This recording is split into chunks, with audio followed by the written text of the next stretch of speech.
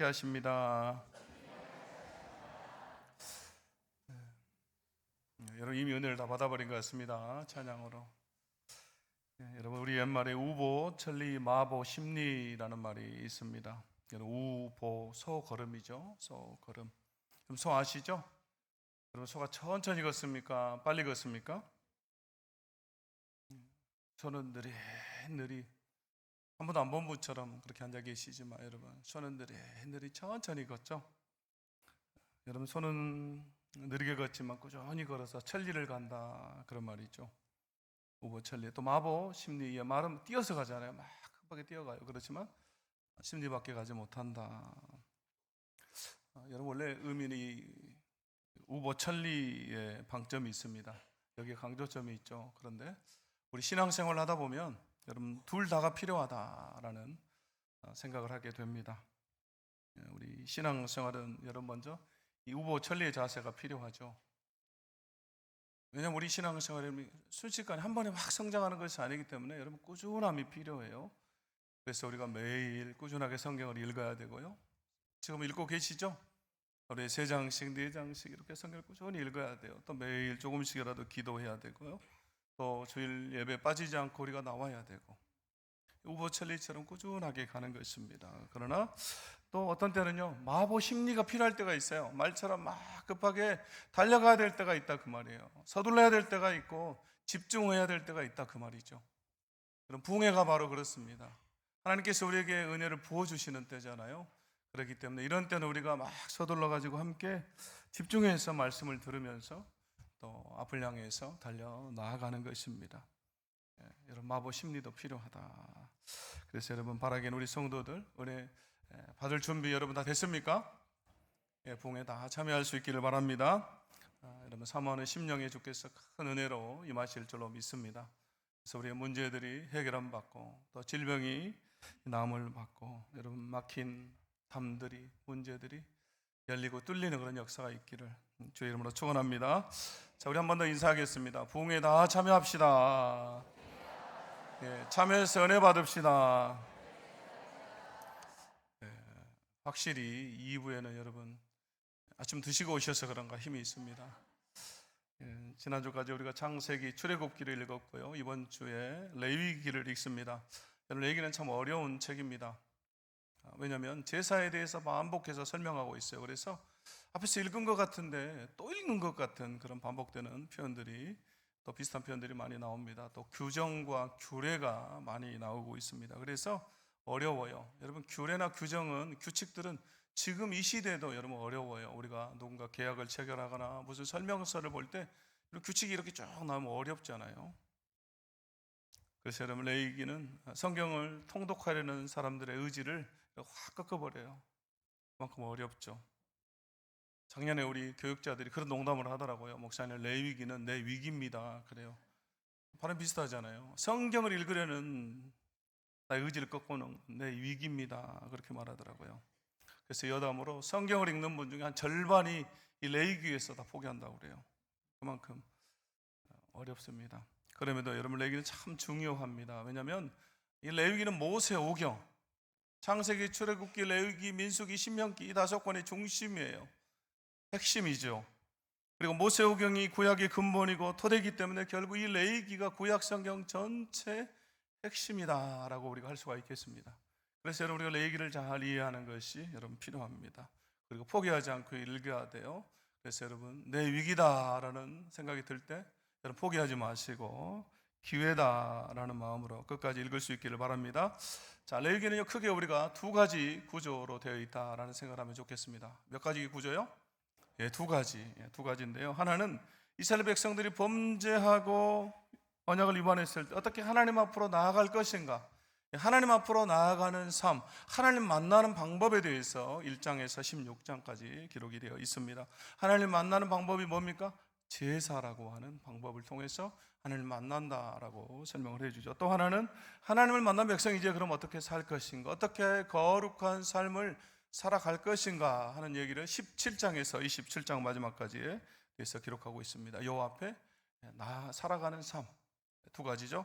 그래서 요 앞으로 나아가는 삶과 요 앞에서 살아가는 삶에 대해서 이 레위기가 우리에게 설명하고 있다라는 것입니다. 그래서 이 두 가지 구절을 가지고 여러분 머릿속에 넣어놓고 읽으면 좋겠습니다. 자, 그럼 첫 번째로 우리 함께 읽겠습니다. 자, 첫 번째 시작. 하나님은 우리를 만나시길 원하십니다. 아멘. 하나님께서 우리에게 살 길을 만들어 놓으시고 우리를 만나기를 원하세요. 우리가 교제하기를 원하십니다. 레위기가 우리에게 그 얘기를 가장 먼저 들려주는 것입니다. 그래서 여러분 레위기 1장에서 7장까지에는 5가지의 제사가 나와요. 번제, 소제, 화목제, 속죄제, 속건제.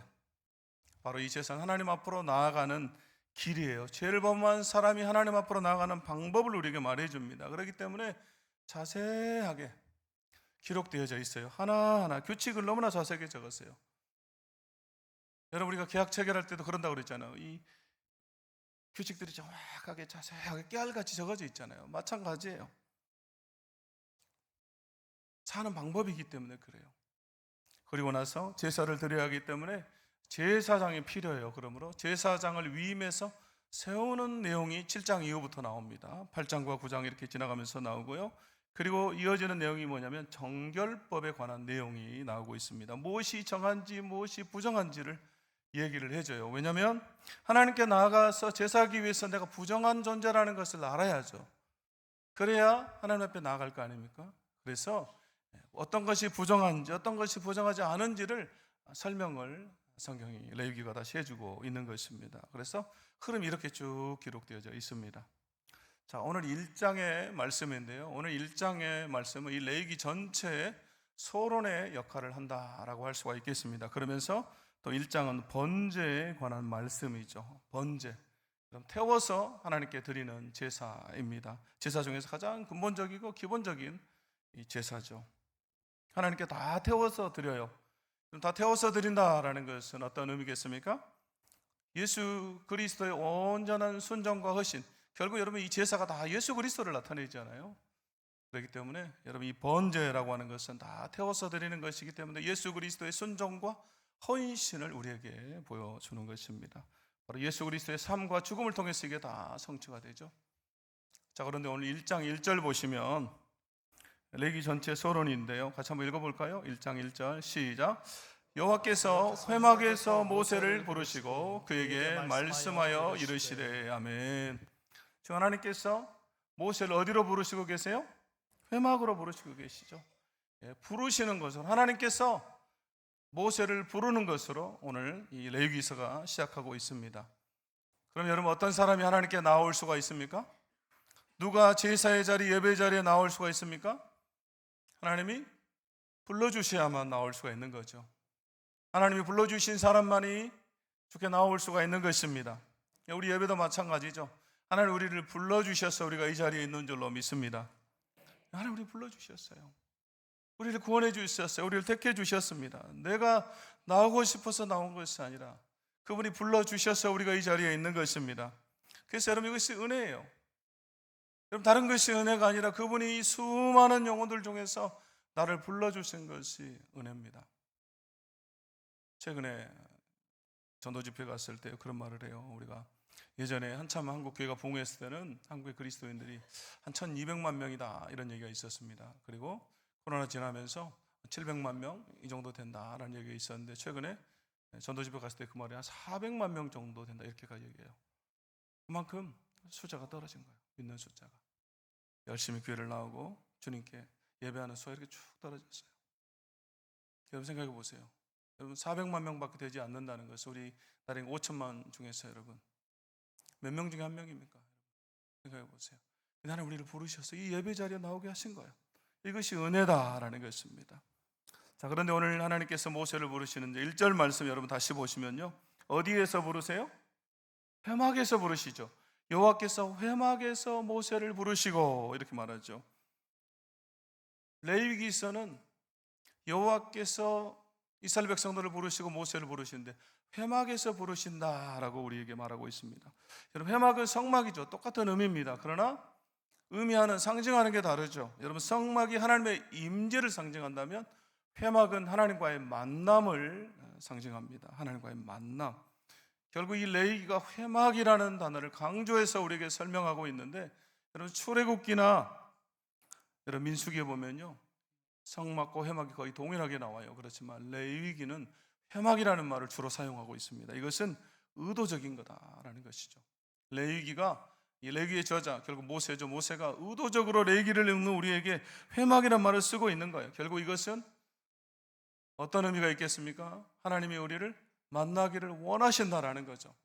하나님 우리를 만나기를 원하시는 하나님이시다라는 것을 우리에게 말해주고 있는 것입니다. 여러분, 하나님은 구약이나 신약이나 지금 이 시대에도 여전히 우리를 만나기를 원하십니다.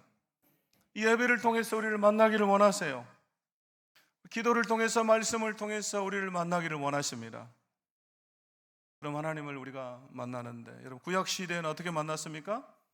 제사를 통해서 하나님 만나죠. 예물을 하나님께 드림으로 만나요. 그래서 2절에서 그렇게 나오죠. 2절 말씀, 이스라엘 자손에게 말하여 이르라, 너희 중에 누구든지 여호와께 예물을 드리려거든 가축 중에서 소나 양으로 예물을 드릴지니라. 예물을 드림으로. 그런데 여러분, 여기서 우리가 놓치지 말아야 할 아주 중요한 것이 무엇입니까? 바로 예물을 드리는 대상은 오직 여호와 하나님이시다라는 것입니다. 이스라엘의 예물을 드릴 유일무이한 대상은 하나님 한 분이십니다.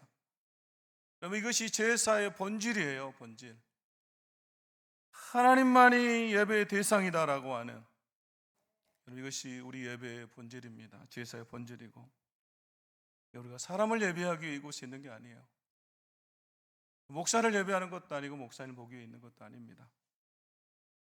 여러분, 대상이 여호와 하나님이시기 때문에 우리는 그분께서 명하시는 대로 제사가 드려져야 되죠. 그렇게 하나님께 우리가 제사를 드리는 것입니다. 그래서 오늘 2절 말씀 다시 보시면, 너희 중에 누구든지 여호와께 예물을 드리려거든, 예물을 드리려거든 가축 중에서 소나 양으로 예물을 드릴지니라.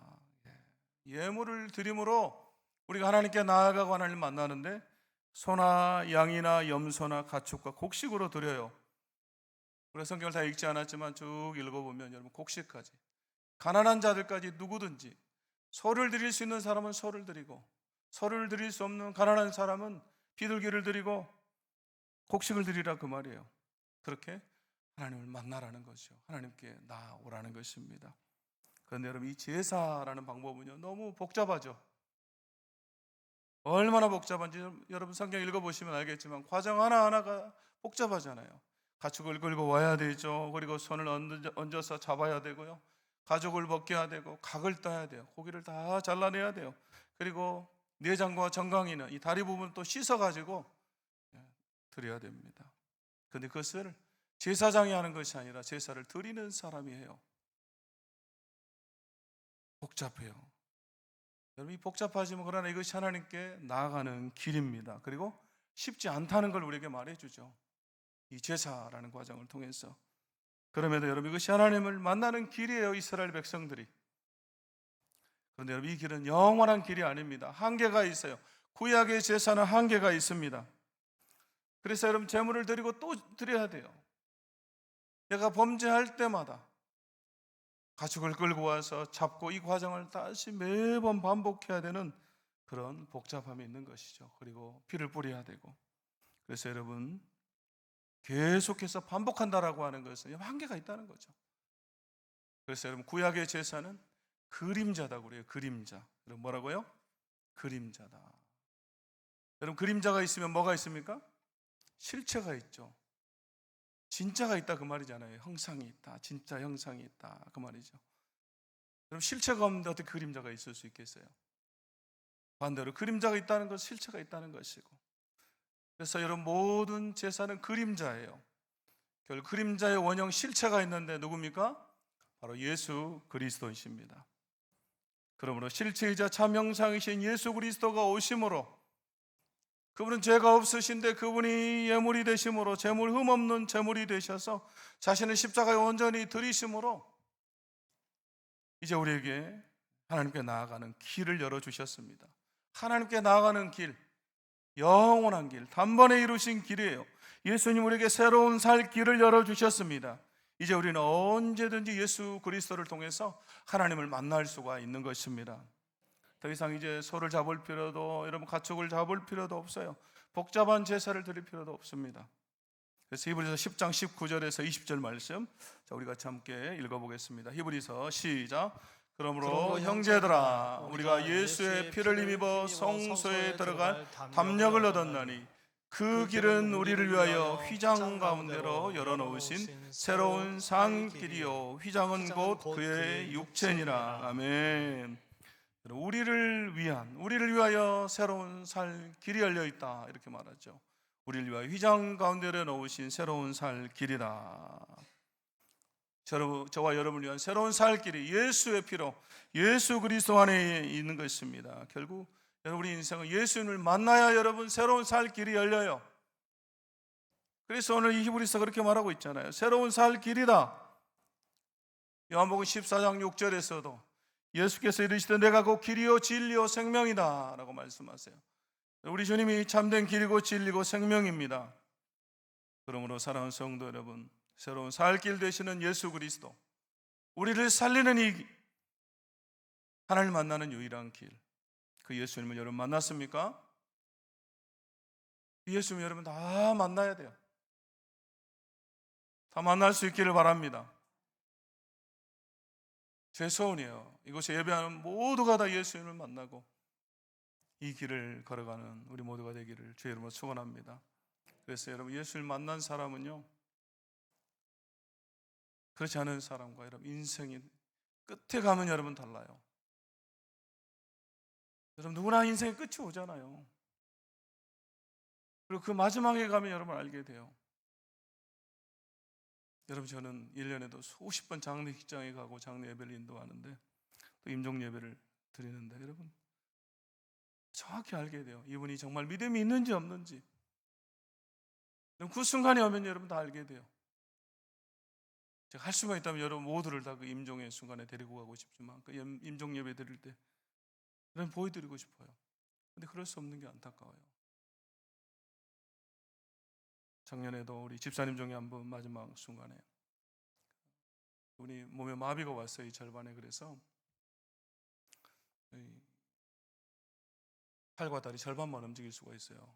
그리고 이제 의사 선생님이 호스피스 병동인데 마지막 임종 때가 됐다. 가족들이 알려서 가족이 목사님 와서 임종 예배를 드려주세요. 해서 제가 가서 임종 예배를 드리는데 그 집사님이 제가 얘기한 적이 있죠. 모르겠어요. 1부, 2부 때 했는지 수요일 날 했는지. 여러분 이 절반밖에 움직일 수 없어요. 근데 예배하고 찬송하는데요, 막 그 두 다리와 두 손을 들어가지고요 막 하나님 찬양해요. 여러분 제가 그 광경을 보면서요 핸드폰으로 그 영상을 좀 찍고 싶더라고요. 근데 이제 가족도 있고 그래서 찍지 못했어요. 예배 인도하다가 목사님과 막 영상을 찍을 수는 없잖아요. 근데 너무너무 감동했어요.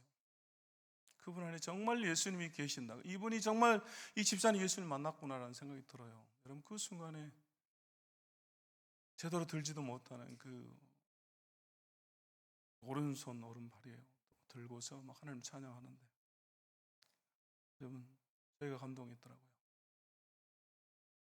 여러분 프로야구 장효조 선수 이야기를 제가 한 적이 있습니다. 이분이 혼수 상태에 오래 있다가 마지막 의식이 회복됐다고 그래요. 마지막 소찬하기 전에 의식이 돌아왔는데 그때 곁에 있던 아들에게 아내를 불렀다고 그래요. 아내를 찾았다고 그래요. 그리고 마지막으로 그렇게 말했습니다.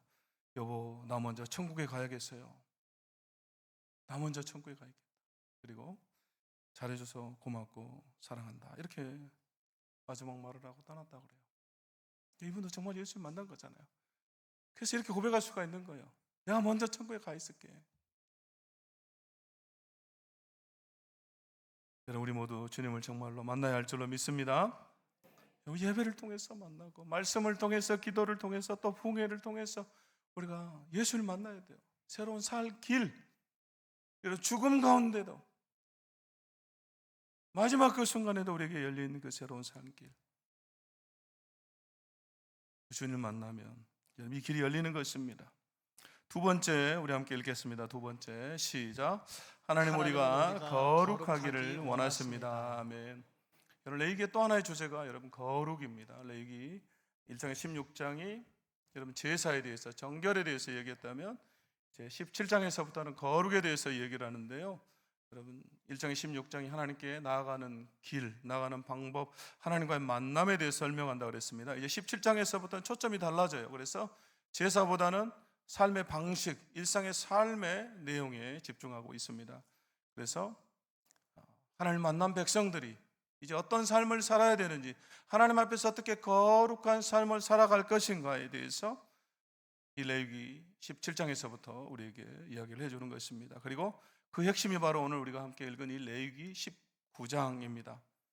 그래서 여러분 보시면요, 쭉 읽어보시면 알겠지만 레위기는 여러분 다른 장들은 주로 한 장에서 한 가지 주제를 다뤄요. 제사면 제사, 정결법이면 정결법, 주로 한 가지를 다룹니다. 그런데 이 19장은 그야말로 다양한 주제들을 다 다루고 있어요. 그래서 19장을 약식 토라다, 율법이다 그 말이에요. 약식 율법이다 이렇게 우리에게 말합니다. 그래서 율법을 다 모아서 이렇게 쭉 짜면 이 레위기 19장이 나온다 그런 말이 되겠죠. 그리고 이 레위기 19장 전체를 끌고 가는 단 하나의 구절이 있다면 바로 이 2절 말씀입니다. 19장 2절 말씀. 서로 다른 규례들을, 다양한 내용들을 이끌고 가요. 이 19장 2절이.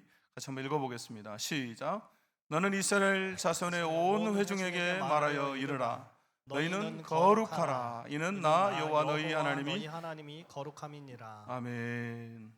거룩하라. 너희는 거룩하라. 여러분, 이 거룩이라고 하는 단어가 레위기에만 152회가 등장하는데 구약 성경에 나오는 이 거룩이라는 단어의 4분의 1이 이 레위기에 나옵니다. 그만큼 레위기가 거룩이라고 하는 것을 강조하고 있는 것입니다. 그럼 여러분, 거룩이 무슨 말입니까? 거룩은 구별됨이죠. 구별됨, 분리되다 그런 말이에요. 구별되다. 여러분, 하나님은 창조주시기 때문에 피조물들과 완전히 구별된 존재, 근본적으로 다른 존재에 있습니다. 그래서 여러분, 죄악된 모든 것과는 하나님은 완전히 구별되시죠. 그런 의미예요. 하나님 창조주시기 때문에 우리와 구별되시잖아요. 그러므로 여러분, 거룩하신 하나님은 그분께 속한 우리들에게, 소유된 우리에게도 세상에서 구별되어서 살아라 라고 말씀합니다. 이것이 우리를 부르신 이유예요. 그래서 성경에서 우리에게 거룩하라 말씀하시는데, 여러분, 이것은 단순히 도덕적으로 깨끗한 삶을 살아라 그런 의미가 아니라 세상과 구별된 삶을 살아라, 세상 사람들과 다른 삶을 살아라는 거예요. 구별된 삶, 분리된 삶을 살아라 그런 말이죠. 여러분, 오늘 한국 교회가 비난을 받고 지탄을 받는 것은 여러분 뭐 때문입니까? 그래서 우리가 세상 사람들과 구별된 삶을 살지 못하기 때문이죠. 우리가 거룩한 백성들, 성도라고 하잖아요. 거룩한 무리들, 거룩한 백성들, 그게 성도라는 뜻이잖아요. 여러분, 우리가 거룩한 존재들이기 때문에 세상과 구별된 삶을 살아야 되는데 그렇지 못하다는 거예요. 이번 설 명절에 또 제가 처가에 갔어요.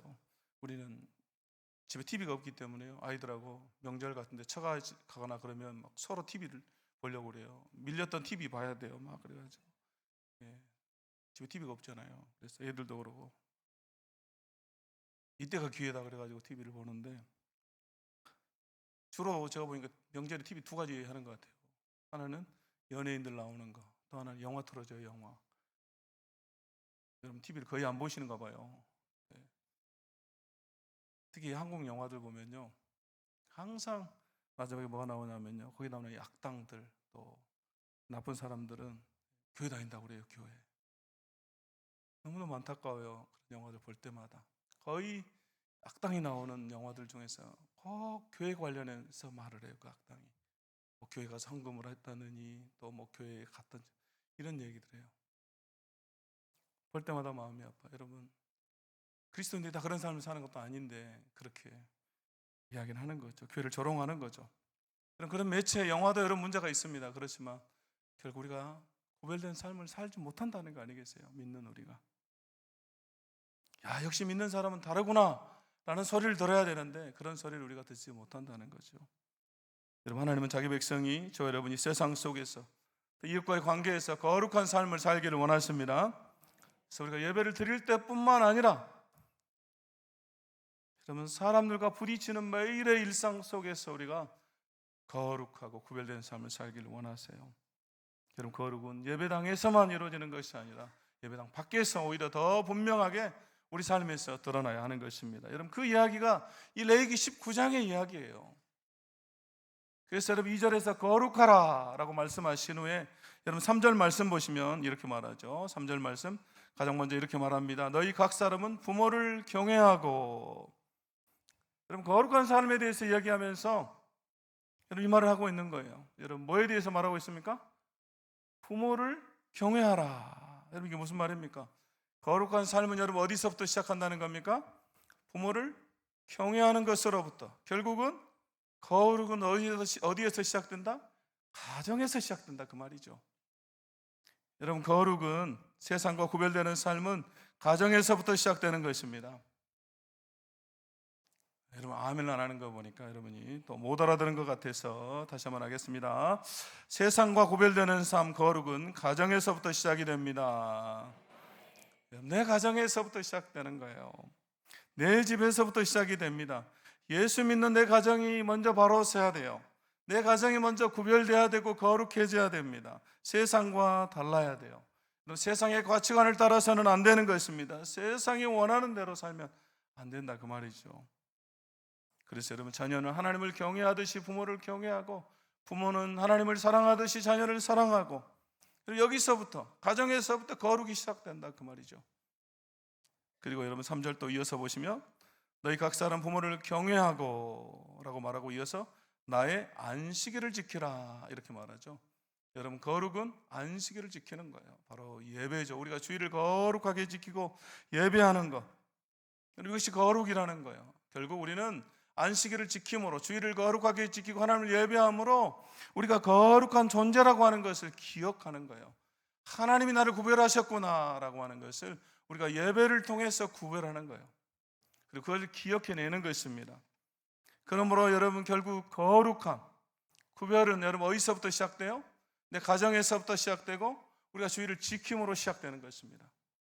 여기가 시작이다, 그 말이에요. 이 3절의 말씀이 지금 그 말을 해주는 거예요. 그리고 나서 여러분 또 5절에서 8절을 보면요, 거룩에 대한 이야기를 하다 갑자기 화목제물에 대한 이야기를 합니다. 같이 한번 읽어볼까요? 자, 19장 5절에서 8절 말씀 함께 읽어봅니다. 시작. 너희는 화목제물을 여호와께 드릴 때 기쁘게 받으시도록 드리고 그 제물을 드리는 날과 이튿날에 먹고 셋째 날까지 남았거든 불사르라. 셋째 날에 조금이라도 먹으면 가증한 것이 되어 기쁘게 받으심이 되지 못하고. 8절 말씀. 그것을 먹는 자는 여호와의 성물을 더럽힘으로 말미암아 죄를 담당하리니 그가 그의 백성 중에서 끊어지리라. 아멘.